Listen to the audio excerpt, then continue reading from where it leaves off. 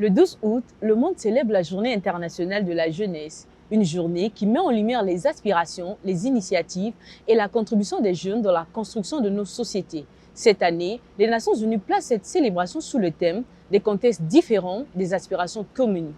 Des contextes différents, justement, c'est ce qui réunit nos invités aujourd'hui. Ils évoluent dans différents secteurs, la formation et l'emploi, le numérique et l'esthétique. Mais derrière des parcours différents, une même volonté, entreprendre, créer de la valeur et avoir un impact. Alors, qu'est-ce qui pousse ces jeunes à entreprendre? Quelles difficultés rencontrent-ils? Et surtout, quelles aspirations pour leur génération et leur pays? C'est ce que nous allons découvrir dans cette édition spéciale de On parle avec. Alors, bonjour chers messieurs et dames. Bonjour. J'espère que vous allez bien. Ça va. Super. Et nous vous souhaitons la bienvenue sur ce plateau d'On parle avec. Comme je disais tantôt lors de mon introduction, c'est une édition spéciale. Spéciale parce que le 12 août, nous célébrons la Journée internationale de la jeunesse et ça a été l'occasion pour nous de vous donner l'opportunité de nous parler de vos aspirations, de vos actions dans la société aussi. Comment est-ce que vous contribuez dans le développement du Congo? Alors, est-ce que vous pouvez vous présenter à nos téléspectateurs et nous dire ce que vous faites aujourd'hui? Nous allons commencer par monsieur, bienvenue. Oui, merci beaucoup déjà pour l'invitation à participer à cette émission On parle avec. C'est un privilège et un honneur. Donc pour moi, je suis Bienvenu Mombouli. Je suis directeur général d'Emitech. Donc mon parcours, je suis ingénieur en transformation digitale. Donc voilà ce que je peux dire de moi. D'accord. Alors, on peut passer du côté de Madame Emmanuelle. Est-ce que vous pouvez nous dire ce que vous faites concrètement, aussi votre parcours? D'accord. Alors, je suis très honorée d'être ici ce matin avec vous. Et donc, je suis Jess Emmanuelle Ipari, promotrice de Manu Makeup Academy, qui est une structure qui évolue dans la formation des jeunes filles et femmes dans les métiers liés à l'esthétique. Ok, merci. À vous, Monsieur Bovaris Malonga, vous pouvez vous présenter, nous dire ce que vous faites concrètement dans la vie. Merci. Je suis Bovaris Malonga, le président de la communauté Leadership Agile et aujourd'hui ambassadeur de la paix pour l'enfance. Vous avez choisi de travailler autour de la formation et l'emploi. À quel moment vous avez compris que c'était votre voie? D'abord, c'est parce que j'ai eu cette envie d'aider la jeunesse. Premièrement, j'ai croisé des bonnes personnes également dans mon parcours, que ce soit scolaire et professionnel, qui m'ont aidé. Et j'ai remarqué cela aussi au sein de la jeunesse congolaise. Je me suis dit pourquoi pas ce que j'ai pu acquérir auprès des autres et le partager aussi avec d'autres jeunes. Voilà pourquoi j'ai installé la communauté Leadership Agile et c'est en ce sens-là que je travaille. Est-ce qu'il y a eu un déclic? Est-ce qu'il y a eu un boost? Ou qu'est-ce qui vous a réellement motivé? Il y a plein de secteurs. Pourquoi la formation et l'emploi? La chose qui m'a boosté, c'est parce que la jeunesse congolaise a besoin de l'information et la formation, ainsi que l'accompagnement.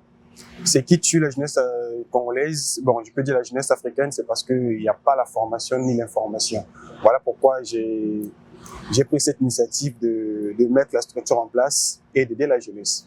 D'accord. Alors, Madame Manu Makeup, vous avez choisi l'esthétique. Vous avez choisi de faire de l'esthétique votre activité. Qu'est-ce qui vous a donné envie d'entreprendre dans ce secteur qui, pour certains, le considèrent comme un secteur secondaire? Alors, déjà, tout part d'une difficulté que j'ai rencontrée alors que je viens d'avoir mon bac. J'étais en première année à l'université Marien Ngouabi, Sciences Éco, et j'avais une grande passion pour le dessin. Donc, j'ai appris à dessiner d'abord sur les papiers et ensuite je m'exerçais sur mon visage. Et peu de temps après, je pense 2 ans après, j'ai développé également une passion pour le maquillage et j'en ai parlé à ma mère, elle m'a soutenue d'ailleurs. Elle m'a remis de l'argent pour que j'aille me former dans un salon de coiffure de la place. Et quand j'arrive, j'avais 75 000 francs sur moi. Je voulais faire une formation de 3 mois parce que j'allais à l'école, je ne pouvais pas faire une année. Et arrivé sur place, c'est la dame qui me dit que tu fasses une année ou 3 mois, tu dois me payer 275 000. Alors qu'à l'époque, j'en avais pas et je n'avais même pas de bourse, donc c'était un peu compliqué. J'ai essayé de lui faire comprendre les choses. Elle a dit non, c'est pas possible, c'est 275 000 ou tu te formes pas. Et moi, je suis rentrée à la maison avec beaucoup de questions. Je me suis dit, si aujourd'hui, je ne suis pas capable de payer une formation parce que j'ai pas assez de moyens, c'est que quelque part, il y a également d'autres jeunes filles qui ont le même problème. Et qu'est-ce que je peux faire pour répondre à ce besoin? Et c'est de là que j'ai commencé à me former en ligne pendant au moins 2 ans. J'avais pas de clients encore. Je maquillais gratuitement à la maison et ensuite on est passé à 500, 1000 francs. Et aujourd'hui, on est ce qu'on est grâce à la persévérance parce que premièrement, j'ai cru en moi et il y a aussi ma mère qui m'a beaucoup accompagnée. Donc c'est de cette difficulté qu'est née l'idée de former d'autres jeunes filles, de rendre également accessibles les formations. D'accord. Alors, Monsieur Bourvaris, vous qui êtes dans la formation, Madame Emmanuelle vient de signifier cela en fait très important. Elle a voulu se former et il lui fallait quelque chose de 250 000. Et à la base, elle n'avait que 65 000. Je reviens sur ce que je disais, vous qui êtes dans la formation, est-ce que vous rencontrez aussi ce genre de situation auprès des apprenants que vous formez? Et à ce moment, vous, en tant que formateur qui veut aider la jeunesse, comment est-ce que vous faites? Est-ce que les moyens, par là, on peut dire que les moyens contribuent en frais pour ceux qui veulent, on va dire, réussir dans la vie? Effectivement. Parce que si je prends dans une semaine, je peux recevoir plus de 215 jeunes que je reçois dans mon cabinet. Et la plupart des jeunes que je reçois ont des difficultés, premièrement d'abord financièrement, surtout quand il s'agit de suivre une formation quelconque. Ce sont les fonds en fait, qui freinent la jeunesse congolaise d'aller se former. Et au sein de la communauté Leadership Agile, voilà pourquoi nous avions implanté ce système de former les jeunes à moindre coût. Il y a d'autres formations qu'on les donne gratuitement. Par exemple, la formation en informatique bureautique est 100% gratuite. Et Madame a parfaitement raison. Vraiment, tout ce qui concerne le financement, ça freine la jeunesse congolaise d'aller se former. La plupart des centres de formation augmentent vraiment le prix et ça, moi je peux dire c'est comme un freinage pour la jeunesse congolaise d'avancer, de se former. Ce que Madame m'avait fait de suivre une formation en ligne, c'est bien, mais on n'apprend pas aussi tout en ligne parce que si on suit des tutoriels sur YouTube, c'est limité. Mais la jeunesse congolaise a besoin d'apprendre en présentiel. Donc, côté financièrement, c'est ça qui freine la jeunesse congolaise d'avancer dans les milieux professionnels. Okay. Alors, vous qui êtes dans la formation, vous êtes dans la formation des jeunes, vous êtes dans la formation et l'emploi, et Madame Emmanuelle, elle est carrément dans la formation, tout ce qui va à l'esthétique. Vous, aujourd'hui, vous avez subi parce que vous n'avez pas assez de moyens au départ pour pouvoir vous former, ce qui fait que vous avez fait recours à une formation en ligne. Alors, en tant qu'entrepreneur ou on va dire formateur que vous êtes, comment vous faites pour pallier à ce problème avec vos apprenants? Déjà, on va dire que la formation, elle ne s'arrête pas, elle est continue. Je me suis formée en ligne, oui c'est vrai, mais pour avoir les compétences nécessaires, il m'a fallu également une formation en présentiel. Voilà. Mais c'est bien après que j'ai eu à faire ces formations. Quand je me suis disposée à avoir des moyens, là je suis allée faire des formations. Et c'est vrai que c'est difficile pour beaucoup de personnes aujourd'hui de faire des formations en esthétique parce que déjà c'est à des prix exorbitants. C'est très élevé et c'est pas donné à tout le monde. Justement, et comment vous faites pour permettre à ce jeune-là, malgré le prix exorbitant, de quand même suivre leur formation? Déjà, chez nous, les formations sont pas chères. Très accessibles. À 15 000 francs, vous avez une formation de 2 mois avec 6 modules. Et au sortir de la formation, vous avez plusieurs compétences parce qu'on ne forme pas seulement sur un module. À chaque session de formation, on a au minimum 5 modules pour permettre également à l'apprenant d'avoir déjà les compétences nécessaires sur le marché de l'emploi. Monsieur Bourvaris, et vous de votre côté, comment est-ce que vous faites pour pallier à ce problème de coût cher? Déjà, la formation la plus chère chez nous, c'est à 10 000 francs. À 10 000 francs. N'importe quel type de formation chez nous, il y a d'autres formations où c'est gratuit, mais la formation la plus chère, c'est 10 000 francs. Et quand vous formez chez nous, vous faites partie des membres d'équipe et vous avez la possibilité d'être accompagné aussi dans vos projets. D'accord, c'est bien. Alors, monsieur, bienvenue Mombouli. Le numéro qu'aujourd'hui est présent dans plusieurs secteurs. Qu'est-ce qui vous a conduit à en faire votre domaine? C'est une question, je dirais, un peu difficile, mais pas difficile. Qu'est-ce qui nous a poussé, en fait, c'est d'observer des besoins. Vous savez, plus on avance dans la société, plus on se rend compte que chacun a ses difficultés, chacun fait face à des situations très complexes. Et plus que nous sommes leaders, on a envie de résoudre ces problèmes. Et un seul mot nous ramène, servir, servir. Donc on se dit, est-ce qu'on peut servir du point de vue numérique? Voilà. Et c'est comme ça qu'on se met dans le numérique. Donc, on arrive à traduire des besoins non exprimés et des besoins exprimés pour faire à ce qu'ils soient de façon digitale et afin qu'on réponde à un besoin qui permettra de résoudre des problèmes de la société. Voilà. Et comment pensez-vous que votre solution à vous ou votre entreprise à vous est peut-être meilleure que ceux qui sont déjà là? Parce que le numérique, c'est comme on l'a dit, on l'envoie dans plusieurs secteurs. Et comment vous vous démarquez? Donc, je disais que j'étais directeur général d'Emitech. C'est quoi Emitech? Emitech est une entreprise spécialisée dans la transformation numérique. Donc, quand on parle de transformation numérique, c'est tout ce qui concerne la conception, donc la modélisation des systèmes d'information, le déploiement des schémas directeurs. Quand je dis là, c'est quoi en fait? Quelle est l'architecture qui répond à mon entreprise? Quelle est l'architecture qui répond à mon activité économique afin que je le digitalise? Dans le sens où aujourd'hui j'ai une formation, je prends par exemple mon frère Monsieur Bovaris, je reçois beaucoup de jeunes qui viennent se former, mais parfois l'accessibilité là où je suis, c'est pas toujours facile.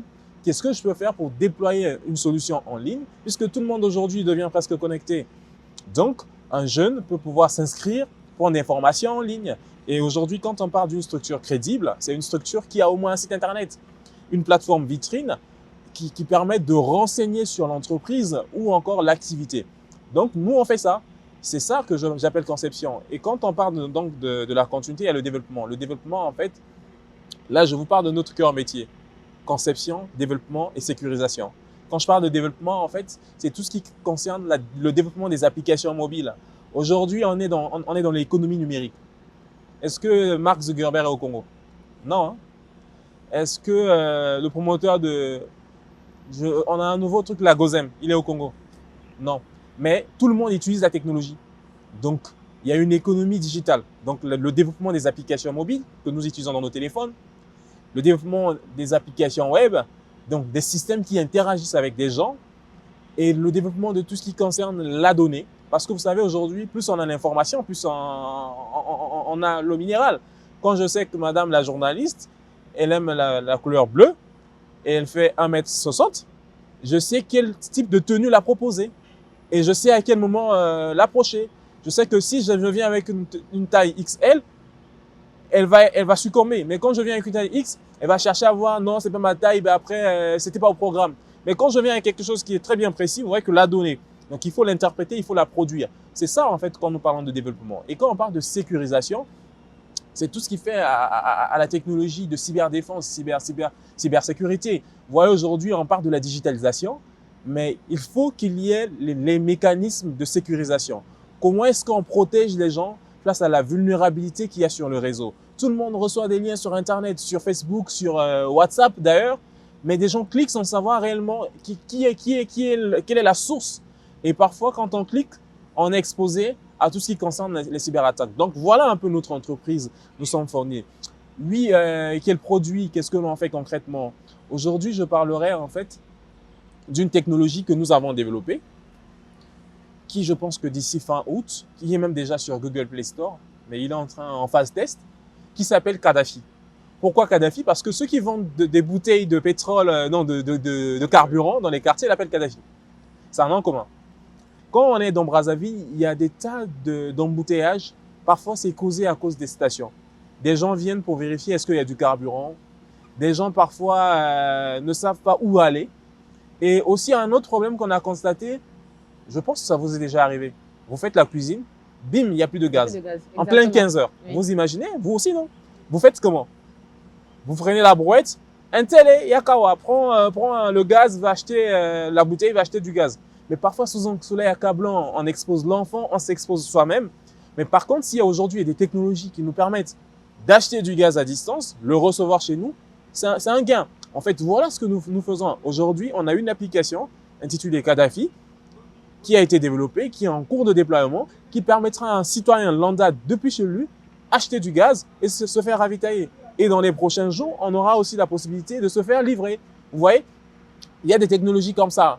Aujourd'hui, il y a aussi, les gens organisent plein d'événements. Mais il y a un problème. C'est que, qu'est-ce que l'on fait après ces événements? Est-ce qu'on relance les gens? Est-ce qu'on évalue les participants? On utilise Google Forms, oui. Mais est-ce qu'on a la capacité d'avoir les données en temps réel Est-ce qu'on a la possibilité de vérifier qui était là, qui est sorti, qui est entré? Nous avons créé une plateforme tout en un. On appelle Milulu Check. Donc, c'est une technologie qui vous permet d'organiser votre événement. Tout le monde peut s'inscrire en ligne. Donc, ils ont un microsite où ils connaissent l'à propos de l'événement. Ils voient votre programme bien détaillé.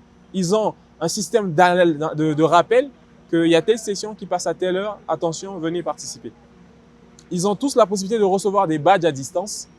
Donc, pas besoin d'imprimer beaucoup de badges ou encore d'écrire les badges sur chaque nom. Mais une fois que chacun s'inscrit, automatiquement, il reçoit des badges. Et ce sont des badges qui sont personnalisés. Donc, à vous entendre parler, j'aimerais retourner vers vous. Est-ce qu'aujourd'hui, il suffit seulement de créer une entreprise? Parce qu'on sait que les domaines dans lesquels vous êtes, ça existait déjà. Alors vous, en tant que jeune entrepreneur, quelle valeur ajoutée vous apportez ou quelle innovation vous apportez à votre secteur? Parce qu'elle existe déjà. L'esthétique, on a la formation, nous sommes à entendre Monsieur Bienvenu parler. Est-ce que l'entrepreneur, c'est pas quelqu'un qui vient répondre aux besoins de façon aussi d'apporter une valeur ajoutée? Madame Emmanuelle? Je dirais oui, l'esthétique existe bien avant qu'on arrive, comme vous avez su le dire. Mais la seule chose, c'est qu'on répond à un besoin de manière différente. C'est vrai, aujourd'hui, il y a beaucoup de salons partout. Dans chaque ruelle, il y a un salon de coiffure. Ce qui différencie, c'est comment on rend le service. Parce que déjà, on doit se dire qu'on ne vend pas seulement des produits ou des services à des clients, mais on leur vend une expérience humaine. La personne ne retient pas le service que tu lui as vendu. Elle retient comment s'est passée ma prestation quand j'étais au salon de coiffure. Il se peut que quand j'arrive, on m'offre du café, on me donne des bonbons à la fin, il y a des bons de réduction, il y a ceci, il y a cela, il y a également des cartes de fidélité. Et ça fait une énorme différence par rapport à ce qui existait déjà. À l'époque, il suffisait d'aller au salon de coiffure, on vous fait les tresses, vous finissez, vous partez, et si vous revenez, c'est votre problème, tant mieux. Soit il n'y a pas de suivi en vrai, il n'y a pas de service après-vente. Alors qu'aujourd'hui, on a la possibilité, un client vient chez vous, vous n'allez pas pour autant l'abandonner, même si c'est la première fois. Vous allez faire un service après-vente. Appelez le client pour demander comment ça s'est passé, est-ce que vous avez aimé, y a-t-il des choses qu'on peut améliorer, qu'est-ce que vous n'avez pas aimé, qu'est-ce qu'on peut changer. Et de là, le client également remarque que tiens, je suis importante quand même. C'est vrai qu'il y a beaucoup de salons, mais c'est la première fois que je vais dans un salon où on m'appelle pour avoir de mes nouvelles. Vous voyez, c'est un peu ce genre de techniques qui font en sorte de pouvoir nous différencier sur le marché du travail ou de l'emploi, si je peux dire. D'accord. Et Monsieur Bourvaris, de votre côté, quelle innovation apportez-vous dans votre secteur de formation et de l'emploi? Déjà, il y a rien de nouveau sur ce terrain. Donc, tout ce qu'on fait, on reproduit la même chose que les anciens ont commencé et tout. Donc, nous, on continue toujours le chemin. Ce que la communauté Leadership Agile donne comme une valeur ajoutée est que dans nos formations que nous formons, nous accompagnons et nous faisons de sorte que la personne se sente vraiment à l'aise dans son assiette et que chaque jeune se retrouve dans un milieu professionnel. Ouais. On a vu il y a quelques mois, moi avant de lancer ma boîte, j'ai suivi plusieurs formations. Avant de lancer quoi que ce soit, il faudrait d'abord se former et comprendre d'abord l'environnement. Mais on a compris que dans nos centres, après avoir terminé la formation, à la fin, on délivrait seulement les attestations, mais le certificat, il n'y avait pas de suivi. Alors nous, on forme, on accompagne et on suit la personne, même si tu deviens patron de ton côté, mais tu es quand même notre fruit. Donc on ne doit pas te surveiller, mais t'accompagner et t'orienter pour ne pas que tu tombes. Ouais. Donc c'est ça la différence entre nous et je peux dire nos anciens. Mais nos anciens sont toujours très importants pour nous orienter, pour nous donner des pistes. Mais nous, on révolutionne encore les choses de manière propre et plus professionnelle encore. Est-ce que je peux revenir sur un Oui, élément? allez-y. J'ai présenté l'entreprise, j'ai parlé de produits. En vrai, c'était pour vous dire ceci. Quand on voit des entreprises congolaises qui font dans le numérique, la majorité ne vendent que des services. Vendre des services, c'est quoi? Une entreprise quelconque où l'État a besoin d'un service de digitalisation, eux, ils sont là. Mais le côté écoute de la communauté congolaise, il n'y a pas vraiment de solution en ce sens. C'est là la particularité, voyez-vous. Je n'ai pas parlé de ça comme ça parce que je voulais revenir, mais j'ai senti que vous alliez partir directement. En fait, nous ne vendons pas que des services. Nous sommes à l'écoute de la population. Donc, des besoins que nous, c'est-à-dire des besoins non exprimés, nous les traduisons. C'est ce qui fait que plus on est en contact, on comprend qu'il y a un problème lié à l'éducation. On sait que dans peu de temps, mais nous, on va mettre en place des plateformes qui permettront en fait que des jeunes se forment chez eux à moindre coût. C'est ça la particularité du numérique. Comment est-ce qu'on concocte? Non, on vient vers vous, on vous prend en partenariat. Nous, on crée des technologies qui est à la portée. Ça veut dire que même le jeune Congolais qui se trouve au fin fond d'Infondo, il suffit qu'il ait la connexion pour pouvoir suivre sa formation. Et même d'ailleurs, quand il n'en a pas, aujourd'hui, on a vu des projets de mise en place des centres multimédia dans chaque localité. Nous, on félicite ça. Mais nous, on sait que demain, on pourra avoir des partenariats avec des structures comme des RTL et autres, puisqu'il y a la responsabilité sociale qui fera ce que des jeunes puissent, c'est-à-dire sans connexion. Et donc, on fait que notre technologie soit offline. Donc, je peux suivre une formation sans connexion. Vous voyez? Et toujours dans l'écoute, la technologie Kadhafi sort, mais bientôt, on veut aller vers des solutions qui permettront… La santé reste la priorité du gouvernement, par exemple. Nous, jeunes, on se dit, mais nous ne sommes pas affiliés à la politique, mais nous, on va créer de technologies, puisque personne ne nous l'interdit, mais il y a une réglementation. Donc, c'est vers ce mécanisme, voilà la particularité qui est à notre entreprise. Donc, nous sommes à l'écoute de la population congolaise. Nous prenons des besoins non exprimés, nous les traduisons pour résoudre des problèmes de la société. L'âge moyen dans notre entreprise, c'est 25 ans. Nous avons 20 jeunes, mais qui sont en train de produire des technologies wow. On dira, c'est la Silicon Forest qui arrive comme la Silicon Valley. Voilà ce que je pourrais dire. Très bien. D'ailleurs, on vous entend parler, on sent vraiment que la jeunesse congolaise veut transformer, veut apporter un changement aussi pour le développement du Congo. On parle de 3 parcours, 3 secteurs différents. Alors, j'ai une question pour vous. Est-ce que vous avez au départ imaginé vous retrouver à la tête de vos propres activités? Madame Emmanuelle. Au départ, je dirais non, parce que j'ai une licence en économie, donc je me voyais à la banque, dans un bureau, en train de travailler. Je me voyais pas devenir ce que je suis aujourd'hui. Et c'est bien après que j'ai réalisé que j'impactais positivement les vies de beaucoup de personnes. Parce que voir le nombre de personnes qu'on a eu à former jusque-là et presque la moitié déjà autonome ou la moitié qui s'est déjà lancée en freelance, c'est une grande fierté pour moi. Et c'est de là que je dirais peut-être que je replace ma couronne pour me dire que tiens, peut-être que je mérite très bien cette place d'être au sommet là, de mon entreprise. Alors, lorsque vous avez voulu débuter, est-ce qu'il y a quelqu'un qui a cru en vous au début? Ma mère. Elle était la seule d'ailleurs. Elle a cru en moi. Et moi-même. D'accord. Et on sait tous que les difficultés, ça n'en manque pas dans tout ce qu'on veut faire. Quelles ont été vos premières difficultés? Déjà, c'était d'être jeune, de commencer dans un secteur très compétitif comme l'esthétique. Et après, je n'avais pas toutes les informations. Parce qu'au départ, quand j'ai commencé à former, j'étais encore dans l'informel. Je savais pas qu'il fallait payer des taxes. Je savais pas que je devais connaître dans quel statut il fallait enregistrer l'entreprise. Tout ça, j'avais pas les informations. Donc, c'était très difficile au départ, bien que j'ai reçu beaucoup de plaintes. J'ai même été convoquée à la police à la coupole. J'ai passé une journée là-bas parce que apparemment, j'avais pas de documents. Et c'était vrai. C'est parce que je n'avais pas l'information. C'est quand je suis sortie de là que j'ai décidé d'avoir les informations qu'il fallait. Je suis allée me former, on m'a dit que à partir de ce que tu fais, tu peux être voilà. Ouais. Donc du coup, je suis allée m'enregistrer au ministère des petites et moyennes entreprises et de là, ils m'ont expliqué que je n'ai pas de taxes à payer sauf la tôle qui est payée par le propriétaire de l'immeuble.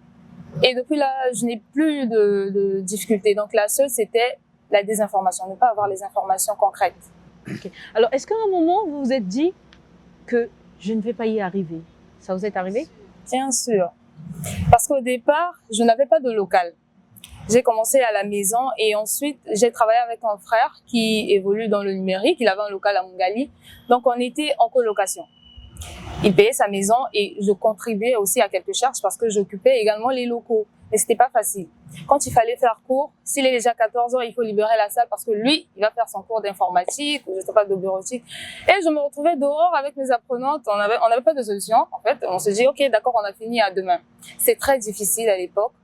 Mais ça m'a permis juste de forger un caractère très persévérant. Et je me suis dit, au bout de 9 mois, il faut que j'ai tant d'argent pour aller chercher mon local et commencer mon activité tranquillement. Et c'est de là que tout est parti. Alors, Monsieur Bouravaris, vous venez d'écouter Madame Emmanuelle. Est-ce que ça a été votre cas? Vous avez rencontré peut-être les mêmes difficultés?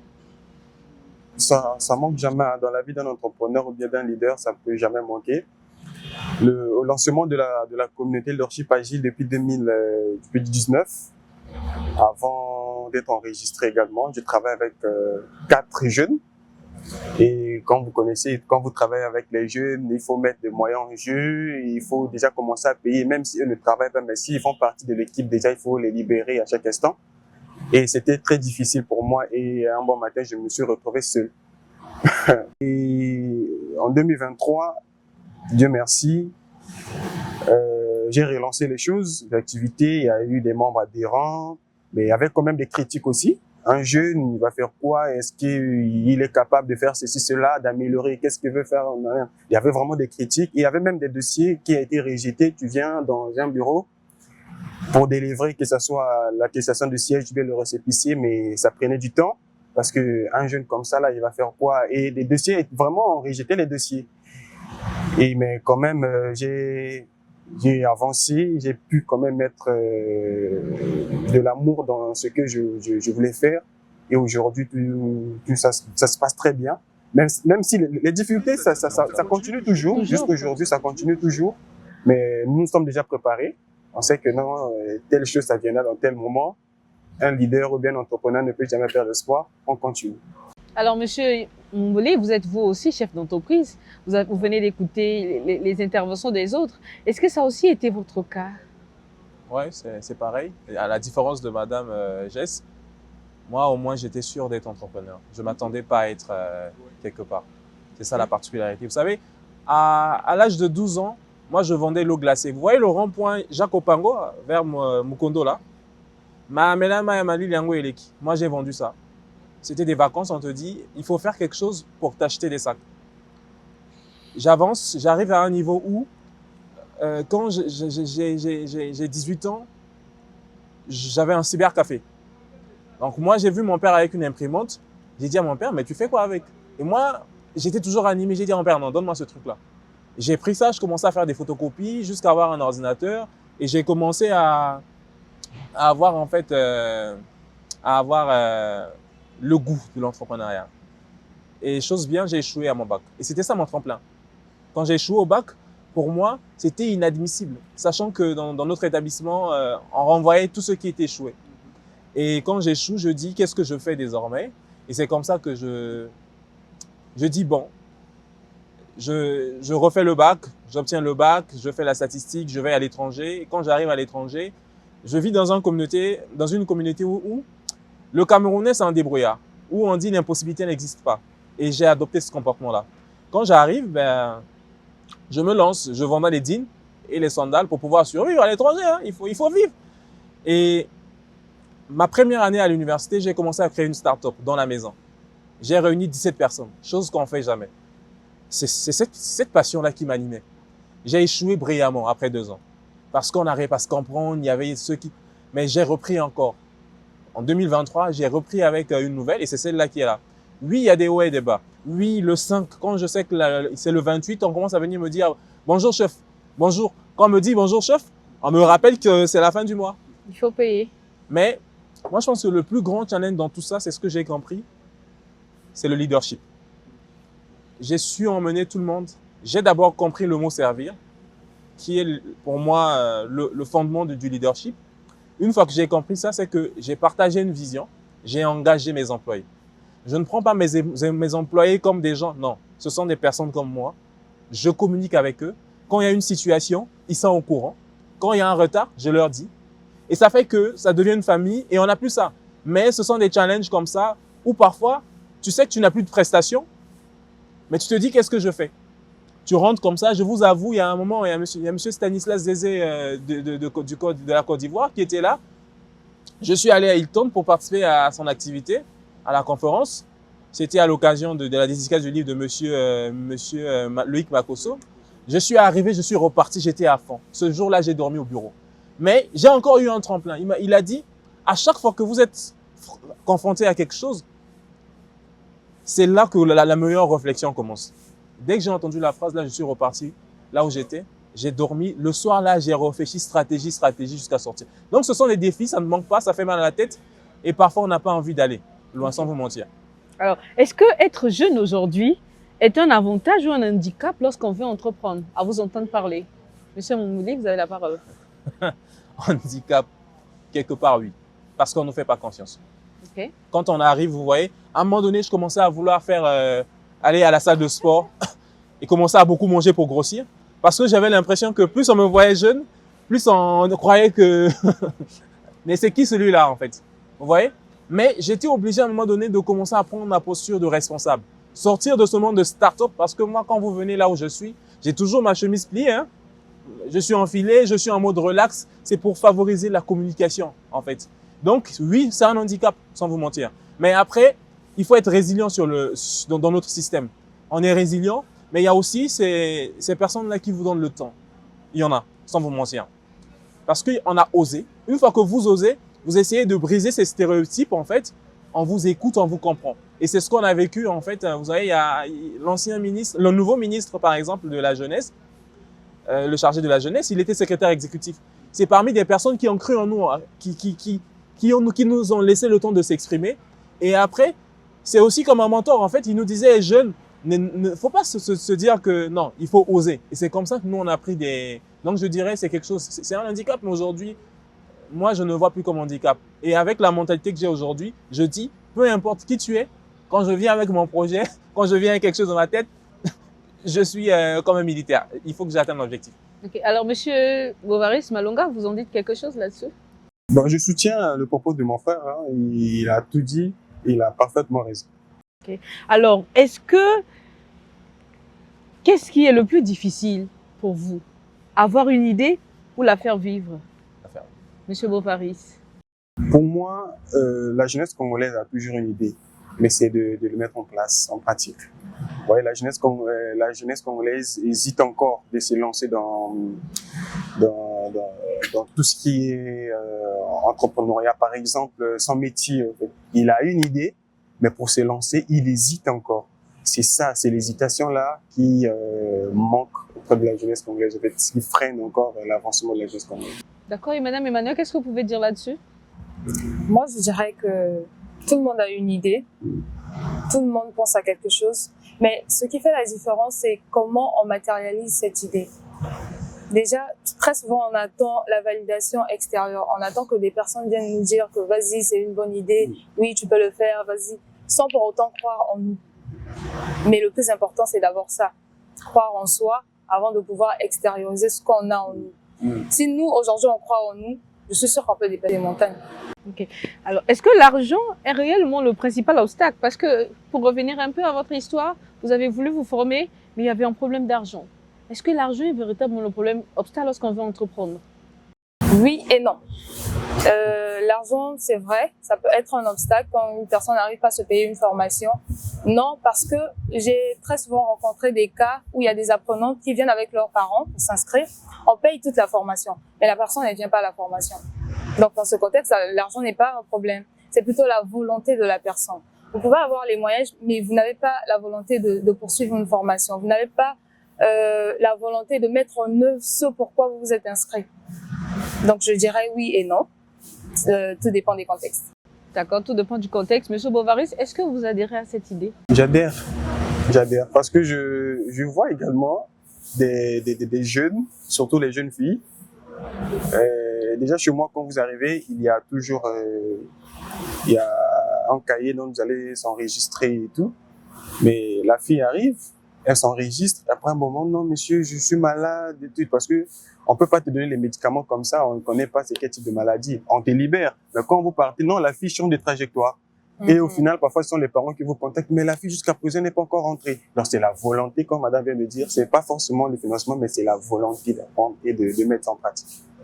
Okay. Est-ce que c'est pas aussi le fait qu'on se dit que c'est vrai, je fais une formation, mais je ne suis pas appelé à entreprendre? Est-ce que c'est pas ça aussi? Est-ce qu'on est tous appelés à entreprendre, monsieur? Non. Bienvenue. On n'est pas tous appelés à entreprendre. Il y a aussi une question de vocation, en fait. Moi, je pense qu'il y a une question de vocation. C'est vrai qu'on peut avoir la compétence, mais parfois, on a juste la vocation de le partager. Vous voyez pourquoi on va voir aujourd'hui, il y a des experts, des gens qui ont beaucoup de connaissances, mais ils préfèrent les partager dans des universités et autres. Mais il y en a aussi ceux qui ont la compétence, mais ils savent qu'il faut mettre quelque chose, en fait. Il faut le... Comment je peux le dire? Il faut le faire rouler, peut-être. Alors vous, qu'est-ce que vous avez dû apprendre par vous-même? Beaucoup. Beaucoup parce qu'on n'a pas d'accompagnement, sans vous mentir. Personne ne croit en vous. Même mes propres parents, c'est vrai que mes parents ont toujours cru en moi. Mais quand tu demandes parfois l'argent, on te dit « Ah, yo, bloc, on a Luka, mon salaire. » C'est le quotidien. Jusqu'à ce que j'avais dit un jour, je ne demande plus l'argent. Sinon, je vous avoue. Alors, Moi, je voulais Oui, finir allez-y. le propos de monsieur. Allez-y. Parce que moi, j'ai senti le leadership en moi en 2016.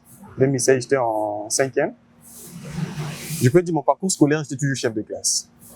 Quand j'arrive, il y a des vieux, costauds. Moi, déjà, à la base, je suis timide, j'aime pas trop parler. Mais quand j'arrive, le prof arrive et dit « Bovary, lève-toi ». C'est lui le chef de classe. Et je sentais le leadership en moi, je peux toutefois diriger. Et dans l'entrepreneuriat, moi, j'ai vendu des gâteaux. J'ai vendu également des gâteaux à Wendy. J'ai vendu de l'eau glacée à la rue Voca. Donc, avant d'aller à l'école, on t'a dit « Bovary, on n'a pas 300 pour te donner, prendre le transport. Tu as l'intérêt de vendre de l'eau glacée. » Jusqu'aujourd'hui, c'est la personne qui m'a vraiment orienté dans l'entrepreneuriat, c'est ma maman. Vous voyez? Donc, sans elle, en tout cas, Honneur aux mamans alors. En tout cas, je dédie cette émission à ma mère. Elle me disait toujours, Bovary, il est 9h, lève-toi, prends de l'eau, vends de l'eau à 300 pour aller à l'école. Ouais. Donc, c'est une volonté d'abord de la personne, surtout la jeunesse congolaise. On croise des personnes parfois qui nous minimisent. Tu viens comme ça, tu te dis, toi, en tout cas, tu peux rien. Il y a un monsieur qui une fois, il m'a dit, moi, j'ai le master. Toi, tu as le bac plus 0. C'est l'année où j'ai eu le bac. Il me dit, toi, tu as le bac plus 0. Moi, j'ai le master. Toi, tu veux m'apprendre quoi? ouais, c'est le quotidien.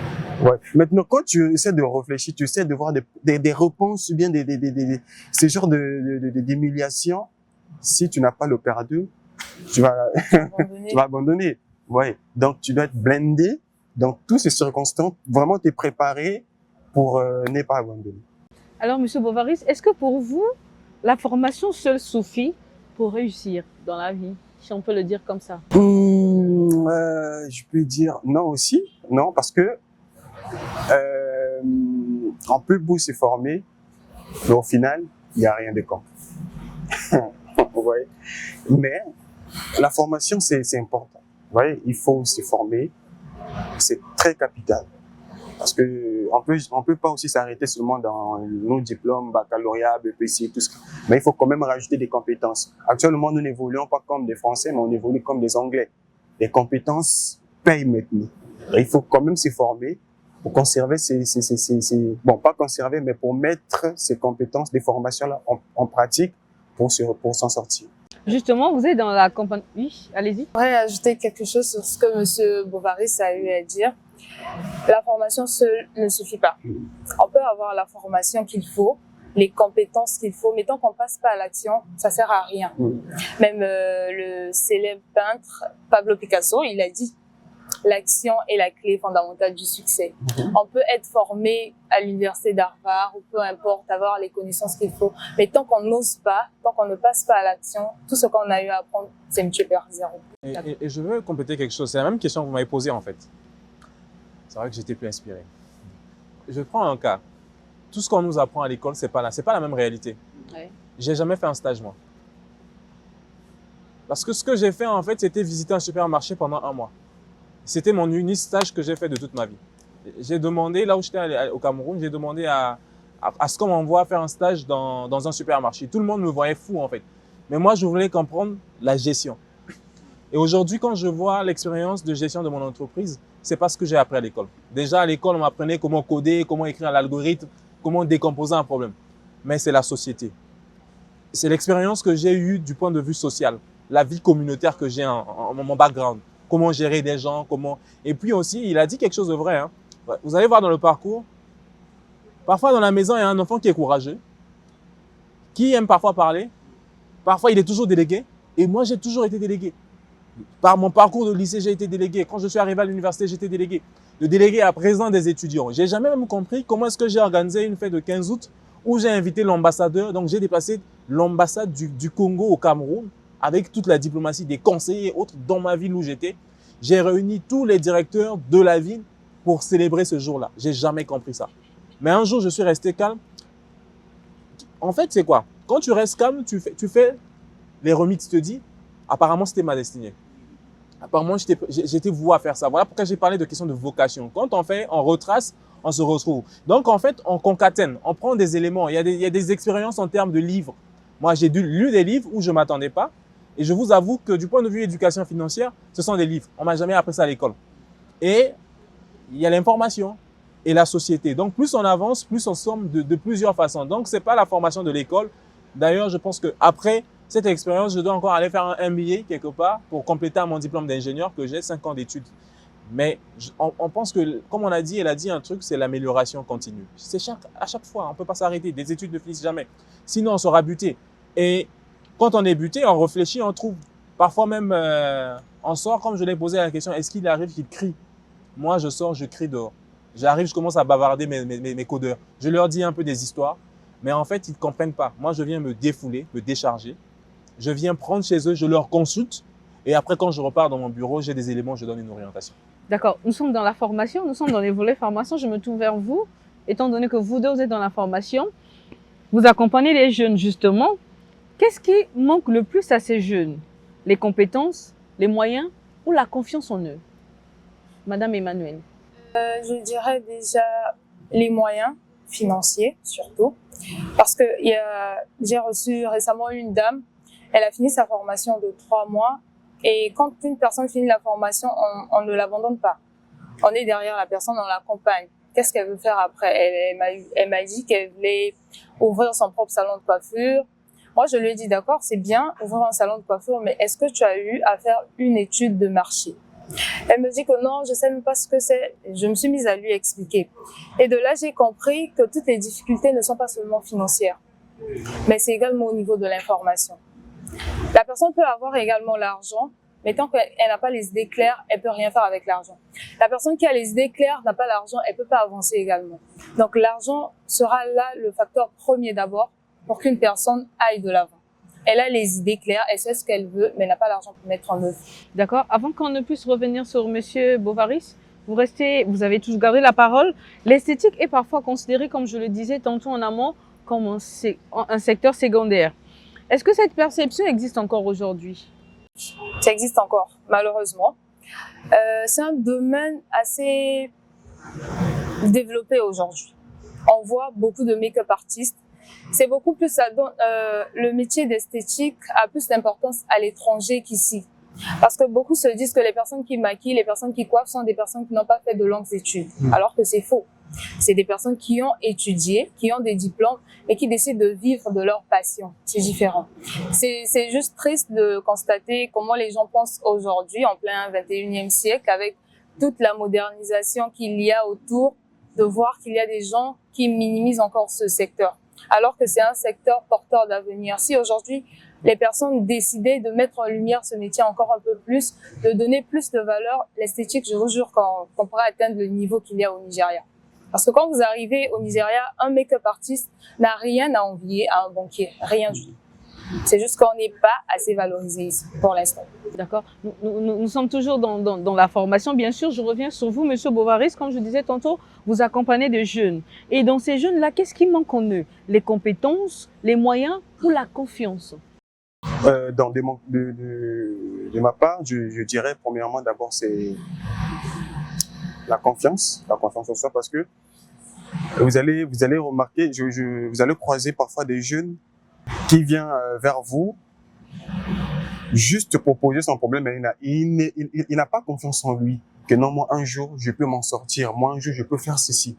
Mais il vient quand même vous voir, malgré des conseils, malgré l'accompagnement que vous pouvez faire, mais il se dit que non, chez lui en tout cas c'est fini. Surtout des jeunes qui ont beaucoup plus raté le bac, chez eux ils se disent que non, c'est fini pour eux. Moi j'ai raté le bac, j'ai assez raté le bac. Du coup, donc je pense que premièrement d'abord c'est la confiance, de deux c'est manque des compétences. Je croise beaucoup de jeunes qui ont des masters Surtout quand je passe à l'université Marien Ngouabi, j'essaie de discuter avec ceux qui font des crédits, des tout ça. Beaucoup ont des licences, des masters. Mais quand vous demandez, c'est bien, vous travaillez déjà, vous entreprenez, oui. Mais vous voulez encore faire quoi? Est-ce que vous avez telle compétence? Zéro compétence. Montrez-moi votre CV. Quand vous allez voir leur CV, il y a que les diplômes, zéro compétence. Zéro stage quelque part, zéro formation professionnelle et ça ne donne pas une bonne image. Moi, je parlerais beaucoup plus de la jeunesse congolaise. Ça ne montre pas une bonne image à la jeunesse congolaise. Or que la jeunesse congolaise doit se former et le mettre en place, surtout avoir confiance. C'est ça qui manque à la jeunesse congolaise. Je peux faire un commentaire? Oui, allez-y. Moi, je pense qu'il faut le résumer peut-être sur une question d'orientation. Parce qu'on peut bien vouloir pointer un peu du doigt à la jeunesse congolaise. Mais quelle est l'orientation qu'on nous a donnée? Combien font ce qu'ils veulent? Un enfant est admis au bac, il veut faire le droit, on lui dit que non, la faculté de droit, tu n'auras rien de bon là-bas. Apparemment, c'est ce que j'ai dit même au départ. Ce qui manque à la jeunesse congolaise, c'est l'information et la formation. Et aussi, il y a une question de modèle économique. Vous savez, le modèle économique qu'on nous a appris à nous, c'est que je fais mes études, je suis embauché. Quoi, directement à l'emploi. Et l'emploi, c'est la fonction publique. Le privé, c'était même pas aussi quelque chose qu'on nous disait. C'est maintenant, en fait, qu'on a un nouveau mécanisme. On a un nouveau mécanisme, on a de nouvelles politiques. Mais il faut qu'on se donne du temps. Moi, c'est ça que je pense. Vous voyez? On se donne du temps. La compétence, on peut te donner des cours. D'ailleurs, on fait rien de pratique à l'école. On peut te donner des cours à l'université, mais la pratique, c'est quand tu es sur le terrain. Quand on parle de pratique, c'est pas juste venir concevoir, je sais pas, construire une maison. Mais non, être en exercice. Et je pense que la meilleure expérience que l'on peut gagner, c'est quand on est sur du concret. C'est-à-dire, je suis en situation d'entreprise, mais combien de sujets on les fait dans des salles de classe, on compose avec des situations de cas pratiques. Ou par exemple, on vous prend par exemple une semaine en entreprise. Ça n'existe pas, c'est maintenant que ça commence à exister. Donc, avant de pointer du doigt aux jeunes sur la compétence, moi je dirais, parlons de l'orientation. Une fois qu'on parle d'orientation, parlons des moyens qui sont là. Moi, je voudrais qu'on se repose cette question peut-être dans 2 ans, 3 ans. Parce qu'il y a un nouveau concept qui est là, étudiant-entrepreneur. Et là, c'est même pas encore mis en exergue. On ne donne pas encore vraiment aussi beaucoup de moyens en fait. Donc, c'est ça que moi, je voulais juste ajouter pour ce petit... D'accord. Alors, monsieur, bienvenue, nous sommes avec vous. Est-ce que le numérique démocratise réellement les opportunités pour les jeunes ou crée-t-il aussi des inégalités? Il démocratise. Ouais, il démocratise. Moi, je dirais là. Voyez-vous, en fait, on va voir. J'ai pas forcément besoin. Elle est là, madame Jess. Elle a commencé son activité, non? Le numérique, c'est ça. Même Facebook, c'est numérique. Okay. Les réseaux sociaux. Vous connaissez le pouvoir qu'il y a dans les réseaux sociaux? Je prends un cas. Elle a son truc d'esthétique. Elle n'a qu'à chercher une personne qui peut faire confiance. Madame Célia, par exemple, elle fait du make-up à Madame Célia. Elle est très belle. Elle passe à la télé.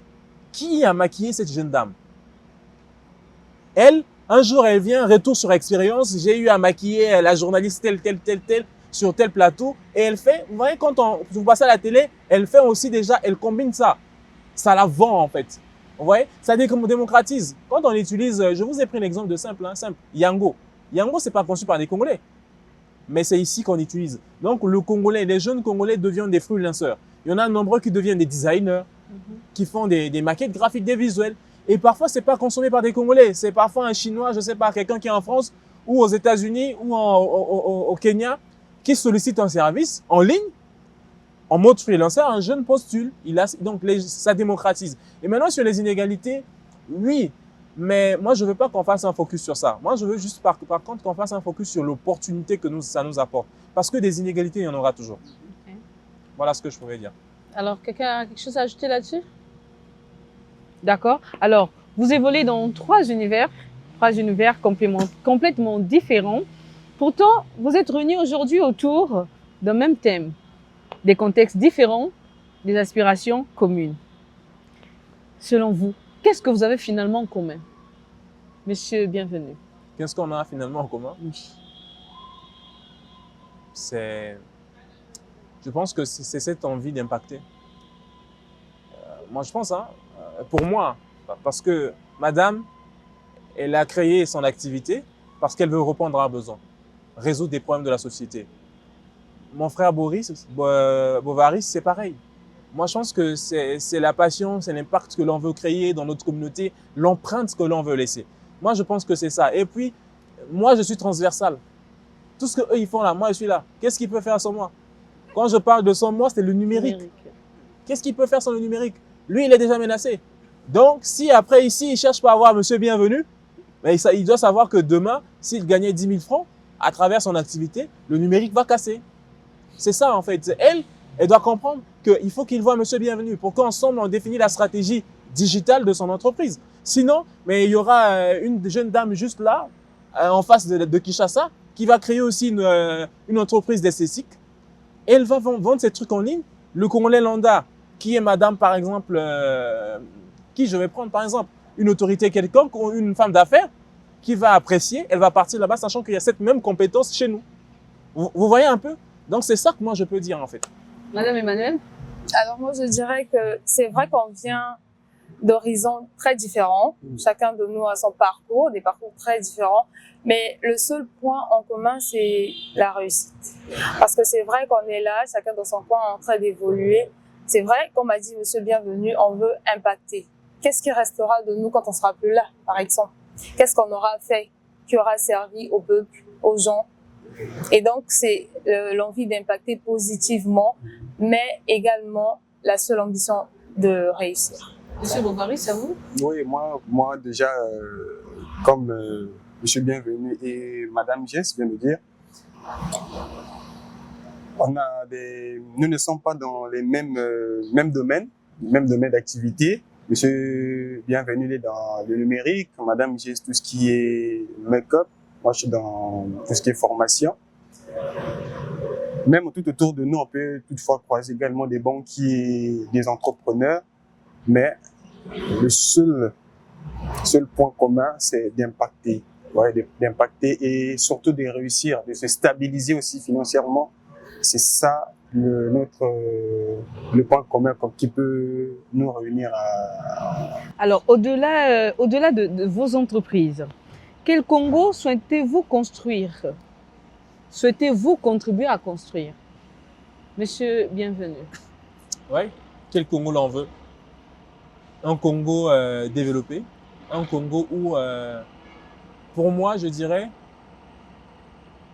les conditions de vie, c'est-à-dire un Congo où l'amélioration des conditions de vie de la population est stable, si je me permets, si je peux me le permettre. C'est-à-dire, pour moi, je veux un Congo peut-être dans 5 ans qui est digital. D'accord. Parce que quand j'entends digital, c'est que des tracasseries sont finies. Plus d'histoires de monnaie. On a des monnaies, des paiements électroniques. Moi, je veux un Congo où on n'a plus besoin de souffrir pour obtenir un service. Je suis chez moi, j'obtiens un service de Madame Jess. Elle peut venir faire une livraison à domicile. Ou je peux me former à distance. Ou en fait, un Congo où il y a la facilité. Et du point de vue développement, vous savez, on se forme, c'est pour contribuer. Et c'est pour ça que nous sommes là. C'est-à-dire, moi, je suis pas parti étudier à l'étranger avec mes moyens. C'est l'État. C'est ça ma particularité. J'ai fait un concours, je suis lauréat. C'est l'État qui a donné. Ça veut dire que moi aussi, je dois servir mon pays. Et donc, en retour, c'est pour moi, en fait, aujourd'hui, pour notre entreprise, je veux voir Emitech être un instrument que l'État va utiliser pour la digitalisation de ses services. D'accord. Alors, est-ce que vous avez le sentiment que votre génération est prête à davantage prendre des responsabilités? Oui. Donc, vous qui partez à l'étranger, revenez. Parce que c'est ici qu'il y a l'opportunité. Là-bas, on a déjà tout, en fait. Vous voyez, en Chine, il y a déjà toutes les technologies. En Europe, il y a déjà tout sur l'agriculture. Vous partez dans des pays comme les Allemands, vous allez voir des hectares. Mais qui va développer? Qui va utiliser le Congo? Donc, moi, je vais dire, aimons notre pays. Soyons là à l'écoute. Faisons avec des moyens de bord. Nous n'attendons pas tout avoir. D'accord. Alors, on va revenir sur vous. Nous sommes en train déjà d'aller, mais lentement et sûrement à la fin de nos échanges. Je suis sur vous, monsieur Bienvenu. Quelle est plus votre grande réussite jusque-là? Jusque-là, je dirais, je ne peux pas me permettre de dire qu'il y a déjà une réussite. Mais si je peux dire ma plus grande réussite aujourd'hui, c'est de voir une douzaine de jeunes être rémunérés, tenir les deux bouts de mois grâce à notre entreprise. Et voir des familles être impactées d'une certaine façon. Parce que je me dis, chaque jeune qui est rémunéré par notre entreprise n'a plus un problème d'inquiétude sur comment vivre. Mais le 25 qu'il récupère, il peut acheter un manioc à 100 francs chez la maman du quartier. Donc en fait, c'est la contribution la contribution au développement de l'économie de notre pays.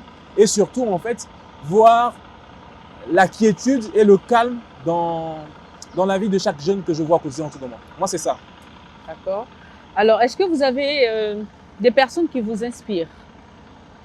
Madame Emmanuelle? Oui, c'est Madame Oprah Winfrey. Parce que je me suis beaucoup inspirée de son parcours et j'ai vu les difficultés par lesquelles elle est passée pour devenir ce qu'elle est aujourd'hui, une star des médias. Et ça m'a beaucoup encouragée quand je passais également dans mes difficultés, de forger un caractère de persévérance, comme je l'ai dit au départ. Et oui, donc elle m'inspire beaucoup jusqu'à ce jour. Monsieur Bovaris? Effectivement, il y a mon père Alioune Diane, c'est lui mon styliste. Il m'inspire beaucoup, il m'accompagne dans tout ce que je fais et voilà. Alors, j'ai une question pour vous. Si vous avez 10 millions de francs CFA aujourd'hui, vous en faites quoi, Madame Emmanuelle? 10 millions de francs CFA. Si vous avez 10 000 francs CFA aujourd'hui, vous en faites quoi? Investir, offrir des formations à des personnes très très démunies, des personnes qui veulent bien se former mais qui n'ont pas les moyens. Leur offrir des formations gratuites. Monsieur Bovaris? Je suis l'homme de grands projets. Ouais. Je saurais comment développer et tout ça, c'est dans la tête. Quand on a une idée, il faudrait écrire pour que ça soit un projet et nous allons développer les 10 millions. Monsieur, bienvenue. Que feriez-vous avec 10 millions si on vous donnait 10 millions maintenant là? Moi maintenant, si on me donnait 10 millions, pour vous dire vrai, je prendrais 5 millions pour réinvestir dans notre activité et je prenais 5 millions pour aller acheter des parcelles. Puisque je sais que si je demande maintenant, on ne me donnera pas. Mais j'ai envie de créer une Silicon Forest. Je vais chercher des communautés reculées dans les villages. J'irai acheter des hectares de terre pour créer une nouvelle ville technologique proprement au Congolais avec cette Silicon Forest de jeunes. C'est-à-dire Silicon Valley qu'on veut créer au centre du Congo. Moi, c'est ce que je ferais. Alors, si vous étiez si vous pouvez parler aux jeunes que vous étiez avant, en quelques années, vous lui direz quoi? Monsieur Bovaris va parler. Il va peut-être m'inspirer. Cher Bovaris, merci. Merci de ne pas sortir de ta vision. Merci d'être toujours là comme un entrepreneur, un jeune leader. Et merci toujours de garder cette vision pour la jeunesse congolaise d'aujourd'hui. Merci. Madame Emmanuelle, vous avez un mot à dire à la dame Emmanuelle d'avant, de quelques années? Oui, je crois que je lui aurais dit merci d'avoir cru en elle et d'avoir fait vivre cette passion. D'accord. Alors, un mot pour définir la jeunesse congolaise, en quelques minutes. La jeunesse congolaise est une jeunesse, on dirait, engagée et responsable malgré les difficultés. Monsieur Bovaris? Une jeunesse responsable, engagée. D'accord. Alors, nous arrivons au terme de cette conversation, hein, pour terminer.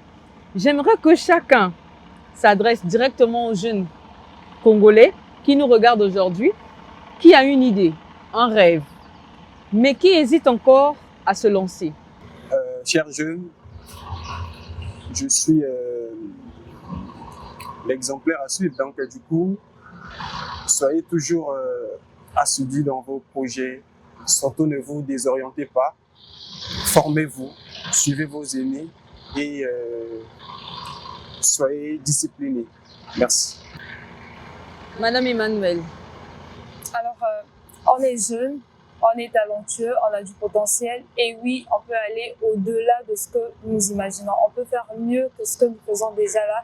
Il suffit de croire en nous, d'être bien entouré parce que oui, l'entourage également a un impact sur nos vies et de savoir avec qui nous partageons notre vision. Monsieur, bienvenue. Alors moi je dirais, soyons exigeants, soyons excellents et que la seule limite soit l'horizon. ça veut dire qu'il n'y a pas d'impossibilité. Et donc, à notre jeunesse, innovant, créant, osant, voilà ce que je peux dire. Mais retenez ça, l'impossible n'est pas notre jeunesse. C'est ça. 3 jeunes, 3 secteurs, 3 histoires. Des contextes différents, mais finalement des aspirations communes. Créer, entreprendre, apprendre, transmettre et contribuer à bâtir un avenir meilleur. À travers ces parcours, une chose est certaine, la jeunesse congolaise ne doit pas être considérée comme l'avenir. Elle est la force d'aujourd'hui. Merci à nos 3 invités d'avoir accepté de partager votre vision avec nous. Et à vous qui nous suivez, où que vous soyez, n'oubliez jamais, une idée peut devenir un projet peut devenir une entreprise et une entreprise peut impacter. Merci à vous de nous avoir suivis dans cette édition spéciale de la Journée internationale de la jeunesse. À très bientôt sur Hope Vision TV.